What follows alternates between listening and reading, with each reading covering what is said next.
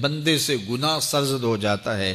اور وہ معافی مانگ لیتا ہے تو اللہ کو وہ بندہ بڑا ہی اچھا لگتا ہے۔ انسان کے اندر چونکہ یہ دونوں چیزیں رکھی گئی ہیں تو کبھی کبھی اس سے گناہ بھی سرزد ہو جائے گا۔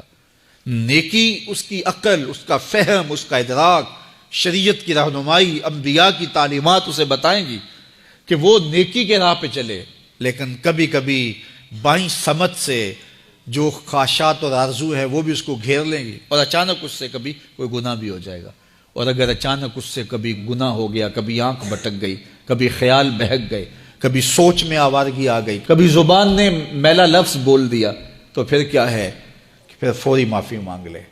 مومن جب گناہ کرتا ہے تو ایسی کیفیت ہوتی ہے جیسے ابھی احد پہاڑ تلے آ گیا ہے، اگر اس نے توبہ نہ کی تو کچل دیا جائے گا۔ اللہ اکبر، تو پھر فوری معافی مانگتا ہے تو یہ اللہ کو بڑا ہی اچھا لگتا ہے۔ اللہ کہتا ہے فرشتوں سے کہ دیکھو میرا بندہ آخر میری دہلیز پہ آیا ہے نا، تم گواہ ہو جو میں نے اس کے سارے گناہ معاف کر دیے۔ تو گناہ کے بعد جو شرمندگی ہے، دیکھیے ایک اور جملہ کہتا ہوں، نیکی کرنے کے بعد جو تکبر پیدا ہوتا ہے کہ میں بڑی نیکی کر لی ہے اور باقیوں کو بندہ حقیر سمجھنے لگتا ہے، اور اس سے کوئی غلطی سرزد ہو جائے اس کے بعد شرمندگی ہوتی ہے اور اپنے آپ کو چھوٹا سمجھنے لگتا ہے اور اللہ سے معافی مانگتا ہے، تو اس نیکی کرنے کے بعد وہ جو آپ کے اندر تکبر اور رعونت اور عجب پیدا ہوا، اس سے کہیں بہتر ہے کہ آپ سے اگر کوئی خطا سرزد ہوئی تھی تو اس سے آپ کے اندر عجز اور توبہ کا جذبہ پیدا ہوا۔ اور اللہ کو یہ بڑا پسند ہے کہ کوئی بندہ، چونکہ ممکن ہی نہیں ہے کہ جب انسان ہے اس کے اندر یہ خواہشات رکھی ہیں تو کبھی اس سے، یہ انبیاء کی ذوات ہیں جو پاک ہیں، باقی کبھی کچھ خطا سرزد ہو جائے گی، اس سے معذرت کر لے۔ آپ نے نام سنا ہوگا ایاس کا، محمود غزنوی کا بڑا محبوب وزیر تھا اور بہت زیادہ بادشاہ اس سے محبت کرتا تھا، تو آیان سلطنت جلتے تھے، تو بادشاہ گاہے گاہے کوئی ایسا منظر ان کو دکھلاتا کہ اس سے میں خاص پیار کیوں کرتا ہوں۔ ایک دن بادشاہ کے ہاتھ میں موتیوں کی بھری ڈبیا تھی اور محل کے اندر یہ ایک حوض تھا،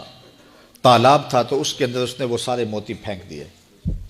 شفاف پانی اور نیچے فرش پہ پڑے ہوئے موتی نظر آ رہے ہیں، تو اس نے ایک ایک وزیر کو کہا کہ یہ موتی نکال کے لاؤ، اور سنو اپنا لباس اور اپنا بدن نہیں بھیگنے دینا۔ تو سب نے کہا یہ کیسے ہوگا کہ موتی بھی تہہ سے نکال کے لائیں اور بدن بھی اور کپڑے بھی نہ بھیگیں؟ تو دوسرے کو کہا، اس نے کہا حضرت یہ کیسے ہوگا، یہ شرط ہٹائیں تو پھر میں نکال کے لاؤں۔ جب بات آئی ایاز کی تو ایاز نے فوراً چھلانگ لگا دی، موتی پکڑے، ڈھونڈے، ہتھیلی میں لیے اور کانپتے ہوئے بدن کے ساتھ بادشاہ کے سامنے پیش ہوا، حضور یہ لے لیجئے۔ بادشاہ غصے میں تھا کہ میں نے کہا تھا لباس اور کپڑے بھیگنے نہیں چاہیے، تیرے بدن سے پانی نچڑ رہا ہے، تیرے لباس سے پانی نچڑ رہا ہے، یہ کیا؟ تو ایاز نے ہاتھ باندھ کے کہا، بادشاہ سلامت، آپ کے دو حکم تھے، ایک حکم یہ تھا کہ موتی نکال کے لانے ہیں، دوسرا حکم یہ تھا کہ کپڑے اور بدن بھیگنا نہیں چاہیے۔ ایک کام میں نے کر دیا ہے، دوسری غلطی ہو گئی ہے، معافی چاہتا ہوں۔ تو کہا وزیرو یہ ہے خوبی اس کی، تم نے کہا ہم کیسے نکال کے لائیں، اس تالاب میں اتریں گے تو بدن تو بھیگے گا ہی بھیگے گا۔ تو کہا جب شہوات دی گئی ہیں، خواہشات رکھی گئی ہیں، آرزویں دیوانی ہیں، اور پھر